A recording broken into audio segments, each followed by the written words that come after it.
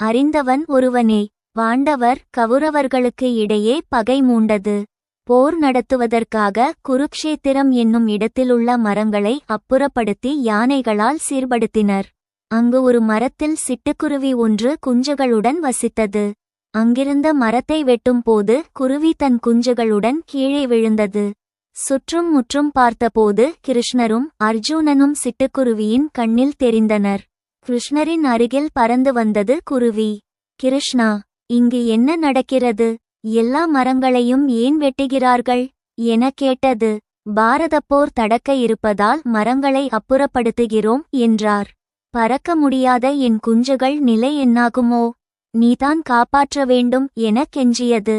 இயற்கையை வெல்ல யாரால் முடியும்? காலச் சக்கரம் சுழன்று இருக்கிறது. நிச்சயம் அது தன் கொண்டே இருக்கிற செய்யும் கடமையை செய்யும் என்று சொல்லிவிட்டு நடந்தார் கிருஷ்ணர். அர்ஜுனா, உன்னுடைய வில்லை கொடு.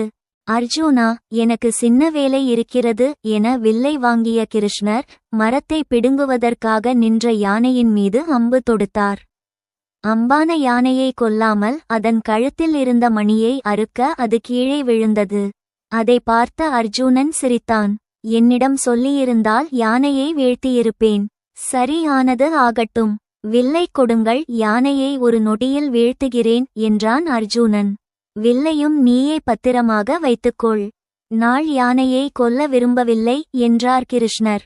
பிறகு ஏன் யானை மீது அம்பு எய்தீர்கள் என கேட்டான். அப்பாவி சிட்டுக்குருவியின் கூட்டை கலைத்ததற்கான தண்டனை இது என்று மட்டும் சொல்லிவிட்டு கிருஷ்ணர் நகர்ந்தார். இந்நிலையில் பாரதப் போர் மும்முரமாக நடந்தது. முடிவில் பாண்டவர்கள் வெற்றி பெற்றனர். அர்ஜுனனும் கிருஷ்ணரும் போர்க்களத்தில் சுற்றி வந்தபோது யானையில் கழுத்தில் அறுத்து எரிந்த மணியின் அருகில் வந்தனர். அர்ஜுனா, இந்த மணியை துவாக்கு என்றார் கிருஷ்ணர். எத்தனையோ முக்கிய வேலைகள் இருக்க இதைச் செய்ய வேண்டியது இப்போது அவசியமா என கேட்டபடி மணியை எடுத்தான் அர்ஜுனன். அதிலிருந்து சிட்டுக்குருவி ஆச்சரியத்துடன் குஞ்சுகளுடன் வெளியே வந்தது. பார்த்த அவன் அசைவற்று நின்றான்.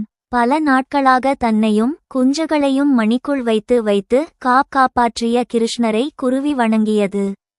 கிருஷ்ணர் ஆசியளித்து மகிழ்ந்தார். என்னை மன்னித்து விடு. அம்பு எய்ய தெரியாமல் திணறுவதாக தங்களை ஏளனம் செய்தேனே. ஆனால் அப்பாலி உயிர்களை காப்பதற்காக தான் இப்படி செய்தீர்கள் என்ற உண்மை எனக்கு புரியவில்லையே என வருந்தினான் அர்ஜுனன். யாருக்கு எதை எப்படி செய்ய வேண்டும் என அறிந்தவன் பகவான் கிருஷ்ணன் ஒருவனே.